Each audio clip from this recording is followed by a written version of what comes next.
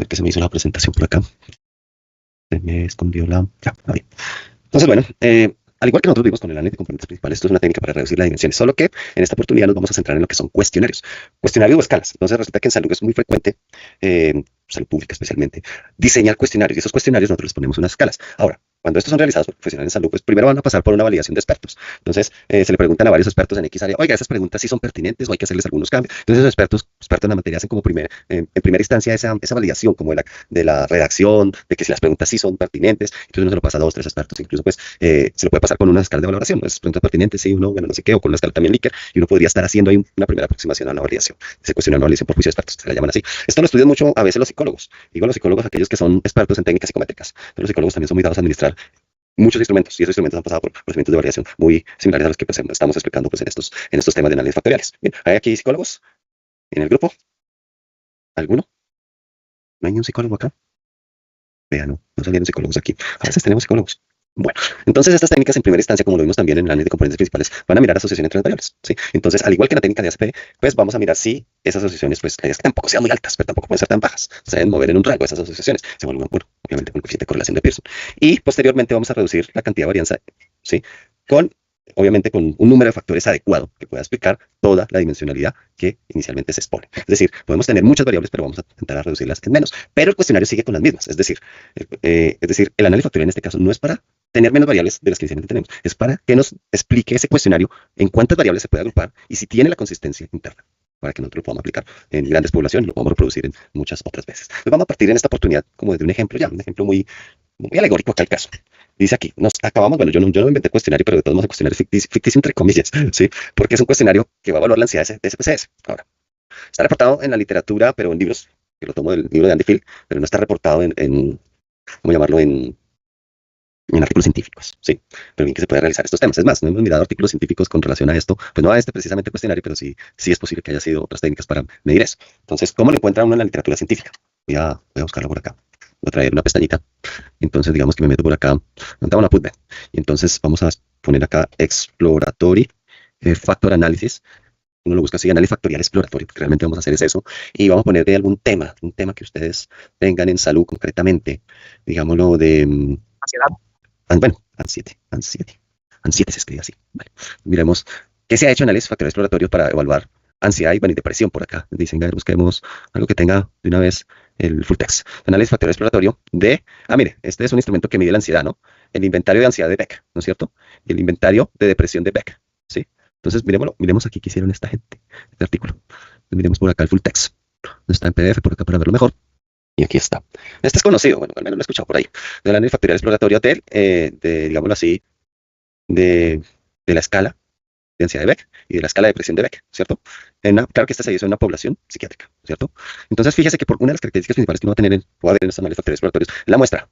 Entonces, sorprendentemente, entre comillas, digo así. Aquí no es tan alta la muestra, sin embargo, pasa de 300. Vea, 406 pacientes. Y digo, no es tan sorprendente porque, pues, obviamente, solamente gente con una condición aquí, ¿no? Pacientes psiquiátricos.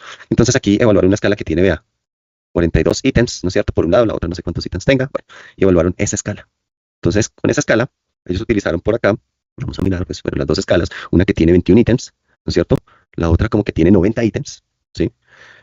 E hicieron, véalo, valoraron la validez factorial con un análisis factorial exploratorio, como se le dice, y utilizaron la técnica de análisis de ejes principales. Utilizaron una rotación pro max, usted ya algo de estos conceptos pues han visto, y el número de factores que determinaron, pues, para retener, pues utilizaron el criterio de los autovalores, valores propios mayores a 1, ¿no es cierto? Bien, y ocultaron aquellos puntajes o cargas de factor que tuvieran, o retuvieron más de 0.30, bueno, pues hay como las características en el análisis factorial que ellos emplearon. Bien, ellos en qué software acá lo dice que hicieron, utilizaron SPSS, ¿no es cierto? Pero también utilizaron R, ¿no es cierto? No sé para qué también complementaron con R alguna cosa. De pronto para mejorar como las gráficas en la rotación, pudo ser, no sé. Utilizaron pues ahí el complemento de R. Entonces ya se presentan los resultados, primero los descriptivos, luego las correlaciones, ¿no es cierto? De acuerdo pues a los factores que empezaron a retener. Entonces por aquí ya se ve las comunalidades, la gráfica inicial, las correlaciones con los factores, ¿no es cierto? Vamos a mirar por acá. Están comparando por acá las dos escalas, ¿bien? Entonces, digámoslo así, que a grandes rasgos, pues eso fue como aunque tienen material suplementario, donde podría uno ver, digámoslo así, con mayor precisión, pues todo lo que hicieron ellos en ese análisis factorial. Vamos a chismosearlo por acá, lo pusieron en Excel, ¿no? Entonces, por aquí está ese material. Entonces, pusieron por acá las comparaciones entre los factores, ¿sí? Y los desórdenes, compararon las dos escalas ahí con una textura, en otras palabras. Bueno, no vale la pena ese material suplemental y tuvieron que ponerlo. De pronto aquí hay otro más interesante en el uno. Vieron haberlo metido en el mismo artículo, no les ocupaba tanto espacio. De pronto aquí sí tenemos comparación de los ítems entre la ansiedad y los desórdenes. Entonces aquí tendríamos que mirar medias y desviaciones estándar. También son de valores ahí. No era pues como tan necesario ese material, pero bueno, lo quisieron meter ahí. Entonces, bueno, estos fueron como los factores que ellos extrajeron. Hay 6 factores ahí de esas escalas, como tal. Una escala de la A, ansiedad, la D, pues imagino que debe ser la depresión, y pues intentaron explicar eso como tal. Bueno, entonces fíjese que la literatura tiene mucha evaluación también de análisis factoriales, y aquí podríamos hablar de mucho. Esto es solamente ansiedad, ¿no? La cantidad de cosas que se ha hecho de ansiedad, y creo que ese tipo de estudios pues goza de cada vez más importancia, a pesar de que, pues vea, hay una ligera disminución de estudios en el 2003, pero en el 2002 se hicieron mucho. Me imagino que producto de pospandemia la gente sufrió mucho de ansiedad, qué sé yo, depresión, por estar encerrada. Entonces, ahí podemos ver una pequeña panorama de esos temas. Entonces, aquí también vamos a buscar ansiedad, pero entonces en este ejemplo, vamos a evaluar la ansiedad que a ustedes les produce SPSS. ¿Ustedes sí les produce ansiedad SPSS o no? Mira ya. No, profe, al contrario, no se la goza. Usted goza, este man, nada de ansiedad con SPSS. Bueno, pero Entonces, entonces, las evaluaciones, pero comparto un poco lo que dijo Eddie ahorita, que son bastante, más que una evaluación, es una estrategia bastante pedagógica para complementar la temática. sí, señor Juan. Bueno, pero vea que el autor aquí, bueno, el autor del libro, este es de Andy, se hizo este cuestionario. Yo lo que hice fue traducirlo, ¿no es cierto? Porque pues el libro está originalmente en inglés, y pues ahí adaptar más o menos culturalmente la escala, lo que yo pensaba. Entonces, pues algunas preguntas, por ejemplo, la primera dice, ¿la estadística me hace llorar? ¿Ustedes los hace llorar la estadística? ¿A quién hace llorar la estadística? Guillermina, ¿usted le hace llorar la estadística? No me hace llorar, no me angustia, pero me da ansiedad. Aquí le anciano más, pero tampoco llorar. Dice, hay otros que pueden pensar, mis amigos pensarán que soy estúpido por no poder manejar SPSS. ¿Alguien habrá pensado eso? Entonces, bueno, miremos la escala. Vea. La escala está TD, D, N, A, T, A. Eso es una escala Likert. De la escala Likert, por lo general estos cuestionarios tienen escala Likert. TD es totalmente en desacuerdo, D es desacuerdo, N es neutro, ni en desacuerdo ni en acuerdo. A es que usted está de acuerdo y TA es que usted está totalmente de acuerdo. ¿Sí? Entonces la gente va contestando en esa escala. Las desviaciones estándar, ¿a alguien le emociona ver estas desviaciones estándar? Mira, qué tipo tan aburrido que es lo que le emociona, ¿no es cierto? Las desviaciones estándar, usted le emociona, usted lo mirará raro a esta persona, que, bueno, ahí usted contestará. Soy ya que Pearson me ataca con coeficientes de correlación. ¿Eh? No entiendo la estadística. Y podría alguien como más racional. No entiendo la estadística. Tengo poca experiencia con las computadoras. Bueno, y es que está la otra, ¿no? Es que no solamente la competencia pues, del tema estadística, sino que es que también todos estos temas imponen una competencia tecnológica. Entonces, usted puede gustarle la estadística, pero puede tener cierta barreras, por decir algo, con lo tecnológico, ¿sí? Y a veces las barreras pueden salirse pues, de su alcance. ¿Por qué? Porque pueden haber gente, pues aquí hay personas de diversas partes del país y a veces, pues en no todas las partes de este país tenemos una buena conectividad, entonces eso puede tener una amarga experiencia pues con la tecnología. Podría estar, aunque aquí creo que pues como el cuestionario o el autor es un autor británico, pues allá la realidad es otra, ¿no es cierto? Pero bueno, hay preguntas relacionadas con la tecnología. Las computadoras me odian, ¿no es cierto? Otro puede decir que nunca fui bueno en matemáticas. Mis amigos son mejores en estadística que yo. Las computadoras no son útiles. Perdón, las computadoras solo son útiles para jugar juegos. ¿Alguien piensa así? Que las computadoras solo son útiles para jugar videojuegos, más bien. Esa es la pregunta. Me fue mal en matemáticas en la escuela. La gente intenta decirme que CPCS hace que la estadística sea más fácil de entender, pero no lo hace. Me preocupa causar daños irreparables debido a mi incompetencia con las computadoras. Las computadoras tienen voluntad propia. Bueno, esto ahora con la inteligencia artificial alguien podría pensar que sí, ¿no? Y se estropean deliberadamente cada vez que las uso. Las computadoras están en mi contra. Lloro abiertamente a mencionar la tendencia central. Caigo en coma cada vez que veo una ecuación. Bueno, no creo que haya alguien así tan extremo, ¿no es cierto? Caer en coma cada vez que veo una ecuación. ¿No? SPSS siempre se bloquea cuando intento usarlo. Bueno, eso se puede presentar, ¿no es cierto? Porque SPSS demora mucho en cargar y a veces la gente, ay, no, me bloqueó el computador, es SPSS, ¿no es cierto? Todos me miran cuando uso SPSS. No puedo dormir por pensar en agent vectors, los autovectores. Despierto debajo de mi cobija, más bien, o edredón, pensando que estoy atrapado bajo una distribución normal. Algo de lógica o algo capcioso tiene esa pregunta, ¿no? Mis amigos son mejores en SPSS que yo. Bueno, me parecía esa pregunta por allá, otra arriba, ¿no? Mis amigos son mejores en estadística que yo y mis amigos son mejores en SPSS que yo. Parecía, si soy bueno en estadística, mis amigos pensarán que soy un nerd. Ahí están las preguntas. ¿Cuántas son? No sé, como 21 preguntas, algo así. Entonces, vamos a mirar si todas esas preguntas intentan evaluar aquí la ansiedad en SPSS. ¿Okay? Entonces, aquí ya la mirada no es reducir todas estas a unas pocas, sino la mirada aquí es si todo esto verdaderamente me está evaluando ansiedad. ¿Sí? Y mirar si este cuestionario pero podría estar validando en una población muy amplia. ¿Okay? Digo muy amplio porque es que siempre cuando nosotros vayamos a pensar en validación, pues tenemos que pensar en poblaciones más grandes. Y un estudio sí se podría hacer, incluso usted podría sacándose de la maestría con un tipo de estudios de estos, ¿no es cierto? Y dirán ustedes, preciso ya lo vemos al final, ya para qué, pero se puede también. Hay gente que ha planteado algo así en la maestría, ¿no? No en esta maestría, pero sí, por ejemplo, he asesorado trabajos de maestría con análisis factoriales. Incluso me acuerdo una en el Rosario, allá en la universidad, un compañero por ahí estaba demorando a graduarse, me contrataron a mí para intentar rescatar novedades. Digo que tenemos a esta gente por allá perdida, nada, ayúdenos a localizarlos y ayudarles con su trabajo. Entonces, las universidades también les interesa que la gente pues se gradúe, ¿no? Pues a veces los indicadores también pues afectan, es decir, que la gente se pierda.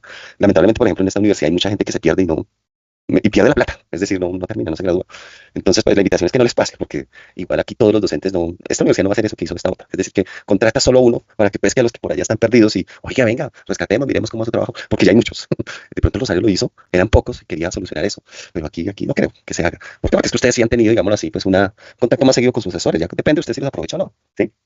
Incluso hace poquito había otro por allá de Cúcuta, un estudiante, un médico, que intentó volver y otra vez se volvió a perder. Entonces, pues uno no les puede hacer el trabajo, no les va diciendo cómo tiene que ir haciendo el trabajo. Entonces, esta gente me contrató para eso y cogía a esa persona por allá.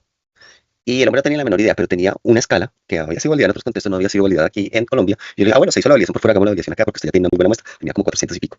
Lo hicimos análisis factorial exploratorio y confirmatorio, lo hicimos, de acuerdo. Y ahorita le explico más o menos qué es eso de confirmatorio. Entonces, y con eso, pues el muchacho, pues yo le ayudé bastante. Pero le fue mal en la sustentación porque no se apropió de los conceptos. Se notó débil, dudoso. Se lo demoraron nuevamente. Y bueno, lo que pasa es que si usted no muestra seguridad en la sustentación, pues eso le pasa. Que saca contenido un buen trabajo si no lo sabe explicar.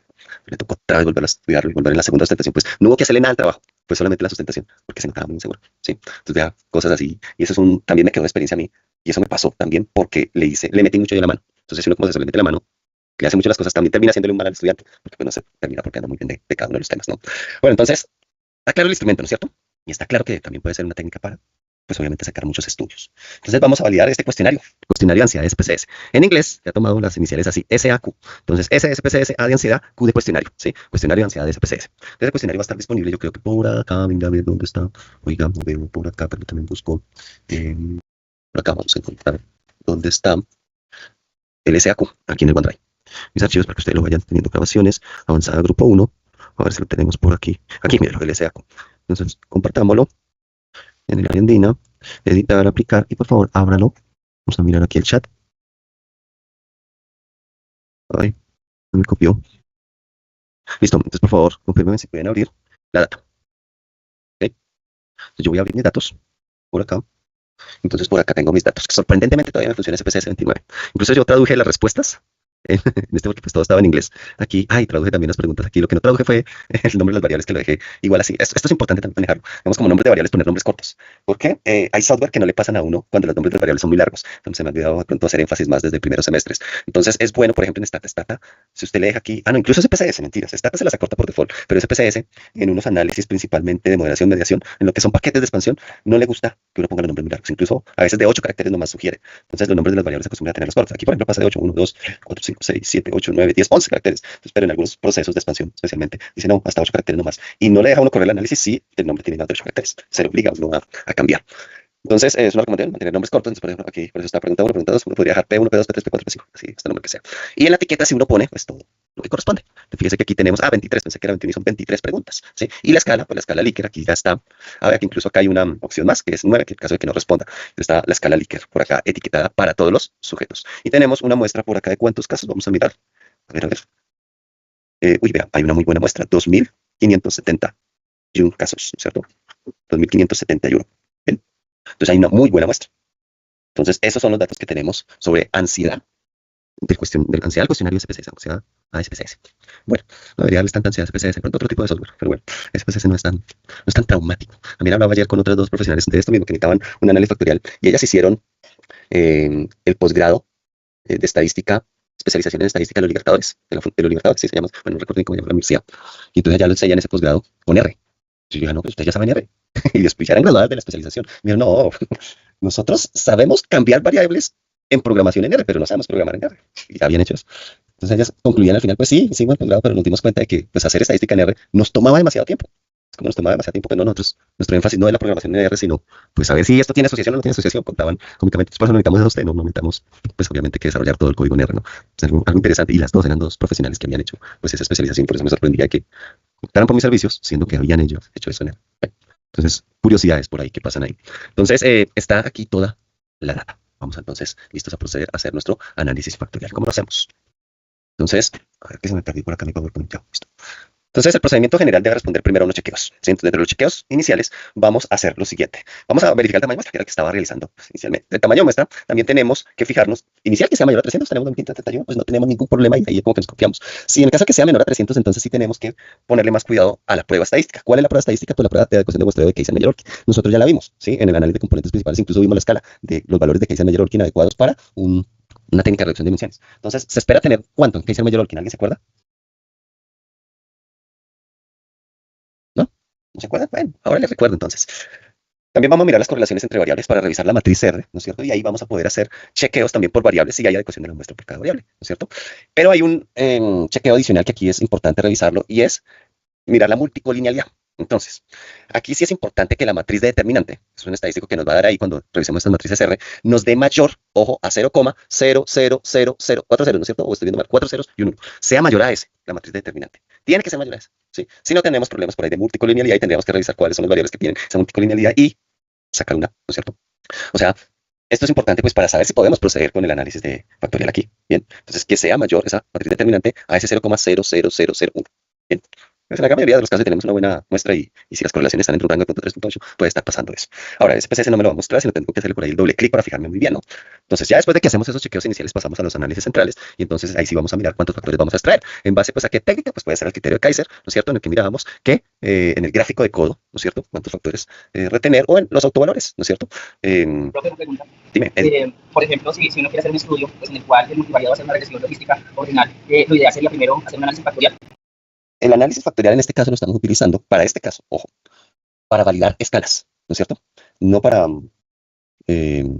digámoslo así. Ahora, si es como parte de un proceso, no, pero es que aún así no.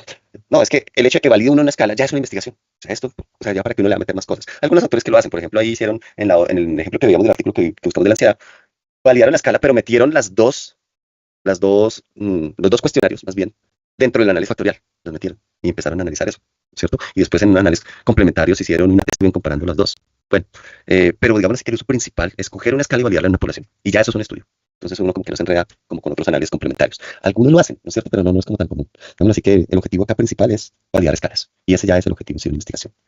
Le iba a explicar al principio que puede ser parte de un proceso largo ya de investigación en el que uno hace las escalas, las validas y luego hace otros análisis complementarios. Pero ya sería como una estructura más como para doctorado, una tesis doctoral, ¿no es cierto? En el que uno ya hace varios estudios en una tesis doctoral. Uno puede validar la escala, luego puede hacer la regresión logística para probar X hipótesis. Podría ser, ¿sí? Entonces ya tiene varios pasos, ¿sí? Pero pues ahorita la tendencia en los doctorados que estoy viendo ya son como análisis un poco más profundos, ¿no es cierto? Entonces ya van a técnicas bayesianas, ya van a cosas un poquito más puntuales, modelamientos, innovadores, nuevos módulos, qué sé yo, para publicar en Stata o en otro tipo de revista o en R, bueno, otras cosas ya más profundas, ¿sí? De pronto en doctorados en otras áreas sí podría tener todos estos pasos, ¿no es cierto? Salud pública. Bueno, de pronto pues no tendría que volver a mirar doctorados en epidemiología como para ver qué tipo de estudios están saliendo, ¿no es cierto? Por ahí en este tipo de doctorados. Sería pues lo interesante a ver ahí. Pero en su esencia, validar escalas. Entonces con el criterio de Kaiser podemos también hacer análisis paralelo, mirando los autovalores, mirando pues también este gráfico de código para retener los factores, ¿no es cierto? Ahora, después de que hemos retenido esos factores, miramos si me los están explicando adecuadamente, ¿sí? Si vemos ahí que las preguntas se están agrupando y puedo explicarlas sin ningún problema. Si esa explicación me es confusa, entonces debo optar por una rotación a ver si me la puede aclarar mejor. Bien. Entonces las rotaciones más empleadas pueden ser las ortogonales, ¿no es cierto? O las oblicuas, ¿no es cierto? Y pues ya vemos características de una o la otra. En algunas tenemos unos metros y en las otras otros. Bien.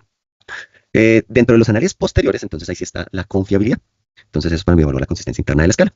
Y ese análisis de la confiabilidad, por lo general, lo vamos a hacer con el alfa de Cron-Pash para cada factor extraído y también para la escala en total. Perdón, me pasé ahí. Ahí me faltó ponerle ese. Entonces este análisis de confiabilidad se hace para cada factor y para la escala en total. Bien, entonces, el que les preguntaba el de la ecuación de la muestra de que sea mayor que esta diapositiva también la vimos con los datos con la presentación anterior. Entonces, por acá, la idea era tener valores de 0.7 en adelante, ¿no es cierto? 0.7 en adelante. Si usted de que sea mayor que de 0.7 en adelante, está en refresco. Ahora, eso principalmente cuando usted tiene menos de 300 datos, le va a prestar más cuidado a esto, ¿sí? Pero si tiene ya más de 300 datos, usted ya va a andar como con más tranquilidad, porque seguramente esta prueba le va a dar valores mucho más altos. Entonces, recuerden que incluso dentro de las recomendaciones decía que si usted tenía 2000 datos ya era maravilloso, excelente. Entonces, no, y aquí los califiqué, vea todos los, digámoslo así, empezando por M, ¿cierto? Es como la característica que tiene aquí para tener una buena interpretación del tamaño muestra con la prueba que se ayer, pero ya la habíamos visto en la anterior. Luego lo otro que vamos a ver es, o que nos vamos a fijar bien, es que haya muy buenas correlaciones entre las variables, ¿sí? Entonces, se espera que entre las dimensiones extraídas también haya, entre las dimensiones del instrumento, mejor dicho, entre las variables del instrumento, se espera que haya correlaciones. ¿Por qué? Porque si no, no estaría evaluando, por ejemplo, en este caso, ansiedad, ¿cierto? Entonces, si cada pregunta debe estar evaluando un aspecto de la ansiedad. Entonces, por ese solo hecho, se espera que haya correlaciones, pero no deben ser tampoco muy altas, porque si no, estaríamos diciendo, oiga, estas dos preguntas están evaluando lo mismo, ¿sí? Entonces, por eso es que alguna pregunta nosotros veíamos, dice, qué sé yo, la estadística me hace llorar, o SPSS me hace llorar, pero bueno, una cosa es la estadística, otra cosa es SPSS. Ambas cosas tienen sentido, entonces podrían ir, obviamente, dentro del instrumento. Si una variable tiene muchas correlaciones por debajo de 0.3, considera excluir, entonces tampoco pueden ser muy bajas, ¿no? La prueba de Bartlett indica si la matriz de correlaciones es significativamente diferente de una matriz de identidad, ¿sí?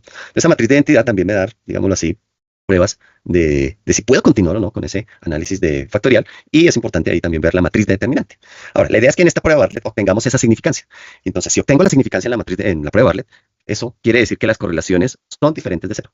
El hecho es que tiene que haber correlaciones mayores a 0.3 idealmente, y por eso esa prueba Bartlett tiene que darme significativo, ¿sí? Entonces, que en su gran mayoría tenemos correlaciones, entonces podemos proceder con el análisis factorial. Ahora, si son muy altas, pues tenemos que también revisarlas, especialmente aquellas que sean mayores a 0.9, ¿sí? Si tenemos correlaciones de 0.90 y pico, oiga, aquí hay multicolinealidad, y esa multicolinealidad también se va a revisar con esa matriz de determinante. Entonces ya vamos a hacer el procedimiento inicial en SPSS, se me van a llevar a acordar, vamos a pedirle todos estos descriptivos, vamos a factorizar por el eje principal, y vamos a pedirle la solución sin rotar y el gráfico de sedimentación. Y otra cosa, creo que por aquí, eso, corramos estos inicialmente, antes de ir a los puntajes de factor. Entonces, vamos a analizar reducción de dimensiones, factor, y entonces aquí en factor vamos a coger todas las preguntas, las seleccionamos y las pasamos. Ahí, no cogí todas. Pasó que no. Bajamos todas, ahora sí, y las pasamos. No les debe faltar ninguna. Pasamos todas. Entonces, nos vamos a descriptivos. Y en descriptivos, veamos los descriptivos, los coeficientes, los niveles, la matriz, el inverso, la reproducción y la imagen. Esas. No, pegamos las covarianzas. Vamos a continuar en la extracción. En la extracción, entonces, por default está el de componentes principales que hicimos en el eje pasado. Pero esta vez nos vamos a detener y a buscar la factorización de ejes principales, ¿sí? Vamos a pedirle el gráfico de segmentación y por default vamos a dejar que extraiga los factores con autovalores mayores a 1. Vamos a darle continuar. Bien, en rotación, entonces, vamos a mantenerlo, todavía no vayamos a rotar. En puntuaciones, ¿sí? En puntuaciones, vamos a encontrar ahorita que sí vamos a estudiar estos 3 métodos de regresión de Bartlett, de Rubin, ¿no es cierto? Digamos, nomás que me muestre la matriz de coeficientes de las funciones factoriales que hemos visto inicialmente en opciones. Podríamos ordenar los casos también y suprimir pequeños coeficientes. Digamos que aquí voy a ser un poquito más conservador y vamos a darle punto 3, ¿no es cierto? En la tarea les pide punto 5, les va a quedar más fácil interpretar, pero bueno, aquí un poquito más conservador. Entonces, inicialmente estos chequeos iniciales, en estas puntuaciones, bueno, voy a correrla de una vez. En estas puntuaciones vamos a guardar como variables, pero vamos a pedirle este método, el de Anderson y Rubin. Ya vamos a ver cuáles son las diferencias con el método de regresión igual. El método de regresión fue el que usamos en la análisis de componentes principales y pasamos los datos a SPSS de la matriz de coeficiente y veíamos cómo se calculaban los puntajes de cada factor. Aquí ya hay otras técnicas para esas puntuaciones factoriales. Ya vamos a ver cuáles son las diferencias. Pero pues obviamente son más complejas de calcular, no las vamos a calcular. Pues manual como lo hicimos en el pasado. Vamos a dejar este. Rotación todavía no voy a rotar. Pero luego sí borro las matrices o los factores que me haya generado para luego poder hacer una rotación sin problema y que no me genere tantas variables. Entonces, siendo así, le damos clic en aceptar y SPSS ya por acá me arrojó pues unos descriptivos, una matriz de correlaciones con su significancia. Estas son las observadas, matriz de correlaciones observadas, entonces, entre las variables. Bien. Luego tenemos un inverso de esas matrices de correlaciones, que aquí es importante pues ver la diagonal y que las otras sean pues, pequeñas porque son correlaciones parciales. Por acá ya tenemos la prueba de ecuación de muestreo, la prueba de Bartlett, las matrices antiimagen, ¿no es cierto? Que son esa diagonal y que me representan esas comunalidades y los otros quieren ser correlaciones parciales, quieren ser pequeños, ¿no es cierto? Las comunalidades, similar a lo que vimos también, la retención de los factores, de acuerdo a los autovalores, el gráfico de codo, aquí ya la matriz factorial, entonces ustedes ya pueden ver algo por acá, vea que, sin embargo, acá me dice que no tiene 4 factores, pero en el cuarto como que no vemos nada, seguramente tendremos que derrotar. Las correlaciones reproducidas ya son las del modelo, unos residuos, la diferencia de las correlaciones observadas y estas reproducidas. Estos son los puntajes, la matriz de coeficientes de puntuación, pero aquí es por el método de Anderson y Rubin. En grandes rasgos es eso. Vamos a explicar un poquito por acá en la diapositiva. Entonces, esos puntajes últimos estiman el puntaje de una persona en su factor, ¿sí? Entonces, hay varias técnicas para estos puntajes de factor, ¿sí? Las técnicas, ¿cuáles son? La de regresión, que fue la que hicimos en la análisis de componentes principales, la de Bartlett y el método de Anderson y Rubin, que fue el que hicimos ahorita. En la regresión dice que es una medida cero, una varianza igual a una R cuadrado, coeficiente de determinación, que es entre los puntajes de factor estimado y los valores del factor. Y pueden correlacionarse, aunque por lo general son ortogonales, como vimos también, pero se puede llegar a la expresión de que se pueden correlacionar, especialmente con muchos datos. Ahora, si ustedes definitivamente quieren optar por otros métodos, pues SPSS le ofrece la técnica de Bartlett. La de Bartlett le produce puntajes imparciales y que se correlacionan solamente con su propio factor. Y hay un método alternativo que se llama el de Anderson y Rubin, ¿sí? Que lo que hace es estandarizar lo de Bartlett. Y me va a hacer una media serie y una desviación estándar. Entonces, algunos autores sugieren este último. ¿Por qué? Digamos así como Tabanek y Fidel sugieren que empleemos el método de Anderson y Rubin, porque es mejor cuando se requieren puntajes no correlacionados, ¿sí? El método de regresión es preferible en otras circunstancias simplemente porque a veces es como más fácil de entender lo que hicimos en el análisis de componentes principales pues, para calcular el puntaje del factor como tal. Pero ya de pronto ya ustedes a estas alturas pueden entender pues, alguna de las diferencias en el cálculo de las puntuaciones de cada factor. Entonces nosotros hicimos esto. Bueno, no hicimos la rotación. Vamos a hacer una rotación para IMAX, ¿no es cierto? Vamos a seguir manteniendo el de Anderson y Rubin. Sí hicimos con esto, pero vamos a ordenarlos por tamaño. Entonces, ¿por qué vamos a pedir la rotación para IMAX? Porque es que nosotros vimos aquí en la salida. Fíjese que en este cuarto no nos quedaba ninguna, entonces como que no podemos explicar muy bien, porque seguramente, vea, aquí estamos viendo que me está reteniendo 4 factores, ¿sí? Pero en la matriz factorial no logro explicar ese cuarto factor, porque he suprimido pequeños coeficientes, entonces ahí me queda como difícil explicar. Entonces vamos a ensayar ahora una rotación para ver si me mejora. Sin embargo, me voy a ir a los datos y voy a borrar las puntuaciones de los factores que me generó, porque quiero tenerla rotada, que es la que me va a explicar mejor. Entonces estas las borramos, ¿bien? Y entonces repetimos el procedimiento y vamos a rotar, reducción de dimensiones, factor, rotación, y en rotación vamos a pedir la par IMAX, ¿no es cierto? Par IMAX. Le damos continuar Y en puntuaciones, aquí ya dejamos Anderson y Rubin en opciones, perdón, vamos a ordenarlos por tamaño porque tenemos varias variables, muchas variables, entonces puede complicarse. Le damos continuar y aceptar. Entonces aquí ya tenemos. Entonces fíjese, aquí hay una cosa, como las salidas de CPCS son tan grandes, precisamente porque él pone unas etiquetas, hay digámoslo así como un truquito como para que esto no me lo muestre tan grande. El truquito es que usted puede decirle aquí doble clic, por ejemplo, estoy en la salida de descriptivos, ¿no es cierto? Y aquí en la salida de descriptivos, a la salida de doble clic, yo creo que le puedo dar aquí ver, ¿dónde es que está? Entonces en la etiqueta de variable, si no estoy mal es aquí, etiqueta de variable, le digo, no me muestre la etiqueta, muéstrame solamente en ver el nombre. Entonces fíjese que ya me quedó el nombre, y como el nombre es más pequeño, entonces ya no se me sobredimensiona esa salida y me queda más pequeño. ¿Se dan cuenta? Entonces eso mismo lo podemos hacer en todas las salidas. ¿Para qué? Pues como para que no me queden tan grandes. Siempre y cuando usted el nombre lo haya puesto corto. ¿Sí? Entonces por eso la lógica de que los nombres sean más bien cortos, los nombres de las variables. ¿Sí? Fíjese que aquí ya como optimicé la matriz de correlaciones, ¿sí? Y así puedo seguir optimizando el inverso de la matriz con el nombre. ¿Bien? Las matrices anti-imagen con el nombre. Estamos optimizando un poquitico las salidas. Las comunalidades incluso también. Podemos decir que vea con el nombre. ¿Sí? Esta no es necesario. La matriz factorial, esta la sin rotar, pero también la puedo optimizar aquí con los nombres de las variables. ¿Sí? Las correlaciones reproducidas también. Con el nombre. Y la rotada, vea que en la rotada ya me está... Esta rotación sí me está ayudando a explicar mejor. Ahí a simple vista. Y todavía no hemos... Bueno, claro que aquí sí es bueno mantenerla con la etiqueta porque tenemos que explicarle y pronto que las preguntas no me van a servir. Entonces, para optimizarla, lo que voy a hacer es darle doble clic, pero aquí lo que voy a hacer es ampliar esto. Fíjese. Voy a correr aquí para optimizarla mejor. Vea. Ahí espera que este factor sea muy grande. Así. ¿Listo? Entonces aquí sí, mejor así, porque aquí sí tengo que explicar, entonces la etiqueta no me va a servir. La etiqueta no me va a servir, el nombre pues no, porque es código. Aquí sí. Esta sí podría optimizarla con el nombre como tal. Bien. Listo. Entonces, estas mismas salidas ya arregladas, así como las acabé de arreglar, las pasé pues en la presentación. Entonces, vea, tenemos la matriz de correlación en la primera salida. Entonces, en esta primera siempre mirábamos que las correlaciones estuvieran entre punto 3 y punto 9. Ahora vamos a mirar la matriz determinante. Pero la matriz determinante, ¿dónde está? Nos vamos por aquí. Entonces, fíjese aquí. Entonces, vea, tenemos las correlaciones que vimos. Ahí vea que esta se me olvidó cambiarla. Voy a darle nuevamente por aquí el ver por nombre, listo. Ahora sí. Entonces, aquí al final sale la matriz determinante, que es importante hacer doble clic. Y en el doble clic, que se me pasa por acá, uno se va aquí abajito, donde está la determinante. Entonces, uno tiene que hacer doble clic aquí y asegurarse bien de cuál es el valor exacto. ¿Sí? Entonces, en este caso, el valor exacto es 0,001. Claramente, este valor de 0,001 en la matriz determinante es mayor a 0,00001. Entonces, eso quiere decir, oiga, sí, no hay problemas por ahí, mayores de multicolinialidad. Podemos proceder con el análisis factorial. ¿Sí? Entonces, eso es muy importante. No tenemos problemas de multicolinialidad. Lo solucionamos mirando esa determinante. Bien. Entonces, y aquí por la gran mayoría, digamos así, puede estar entre punto 3, punto 8. Pues sí hay algunas bajitas, pero de pronto pues no son tantas. Entonces, no tenemos ese problema. Si hay bajitas, recuerda que sí, van a haber algunas bajitas. No muchas, ¿no? Pero pues en términos generales, tampoco vemos que hayan altas. Muchas son moderadas, digámoslo así como que lo esperable. Entonces, podemos proceder con nuestro análisis factorial. Y luego sigue la de adecuación de la muestra. Entonces, Kaiser-Meyer-Orkin, punto 93. Entonces, punto 93 está entre lo maravilloso. Tenemos 2.700 datos. No es un problema acá. Y en la otra, en la prueba de felicidad de Barley, entonces, oiga, sí hay un buen número de correlaciones. Entonces, como hay un buen número de correlaciones a cada significativo, que son diferentes a 0, entonces podemos continuar sin ningún problema con nuestro análisis factorial. Luego estaríamos mirando las de adecuación de muestra con la matriz anti-imagen también individual, ¿no es cierto? Por variable. Entonces, en el caso por aquí tenemos las matrices en la diagonal, son muy altas, fíjese, son muy altas aquí, precisamente porque tenemos pues una muy buena muestra por acá, ¿sí? Ya tendríamos las comunalidades. Entonces, las comunalidades iniciales, en la primera pregunta está explicando un 37%. Después de la extracción también está explicando lo mismo, ¿no es cierto? Entonces, es esto, ¿no? Inicial y con la extracción, ¿cuánto está explicando? ¿Sí? La variabilidad. Y recuerden que esa comunalidad hace referencia a esa varianza. Entonces, bueno, ahí estoy colocando lo mismo, la comunidad de la proporción de varianza común dentro de una variable. Entonces, aquí estoy explicando cómo podríamos interpretar el 37,3 de la varianza social. La pregunta es varianza común o varianza compartida. Bueno, la extracción representa la cantidad de varianza en cada variable que puede ser explicada por los factores retenidos. Luego ya está la salida de los factores retenidos de acuerdo a sus autovalores. Entonces, como por lo general por default escogemos aquellos autovalores que sean mayores a 1 para retener, fíjese que aquí por eso me retiene los primeros 4. ¿Sí?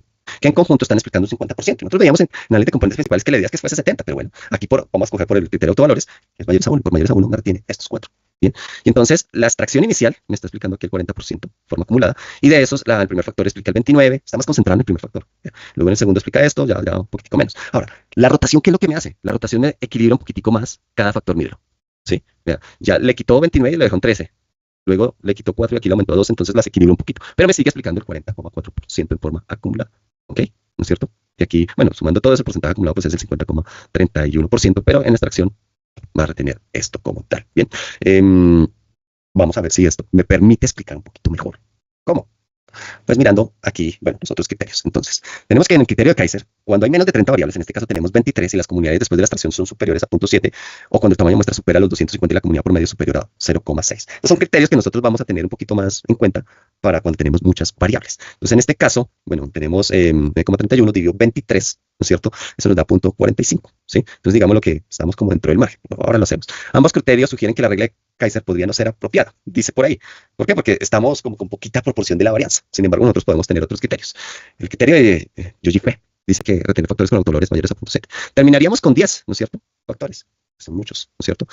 El gráfico de sedimentación, que es el otro criterio que tendríamos para retener, nos dice que podemos retener de 3 a 5. Por eso en este caso se ha retenido pues, 4 factores, ¿no es cierto? Pero que hay otros criterios más puntuales, digamos así, como para hilar con mayor profundidad. Bueno, así que podemos estar cogiendo una combinación dentro de lo que son los autovalores mayores a 1, que nos retiene a 1, y el gráfico de sedimentación. Oiga, si lo habíamos pedido o no. Se me olvidó, ¿no? O si lo pedimos. No, si lo pedimos, ¿cierto? Entonces, uno traza unas líneas y sí, le puede dar entre 3 y 5 factores. Bueno, aquí estamos optando por 4, perdón. ¿Sí? Es como una combinación de estos. Bien. Y luego está, así estamos aquí con el gráfico de segmentación, y luego está la matriz factorial. ¿Sí? Esta es la inicial, esta no me ayuda. ¿Sí? ¿Por qué? Porque no quedó nadie en el cuarto. Pero la rotada, aquí no la puse con las preguntas, con las etiquetas, sino con las preguntas, con el nombre de las preguntas. Aquí tal vez sí, entonces me estoy dando que unas preguntas están explicando más un factor, mírenlo. Otras preguntas están más por acá en el factor 3, estas más están como en el factor 2 y estas están más como en el factor 1. Entonces, ¿cuál es la tarea? Usted, para en 8 días, que me vaya explicando qué tienen en común estas preguntas, estas preguntas, estas preguntas y estas preguntas. ¿Sí? ¿Qué tienen en común cada una de estas? ¿Sí? Váyase haciendo esa actividad en 8 días. ¿Sí? Entonces, cuando usted ya entienda qué tienen en común cada una de esas, podemos continuar aquí interpretando ya con la rotación para y más, pues que se hizo esto, ¿cierto? Y siguiendo interpretando pues, la salida del análisis factorial. Bien. Entonces, es casi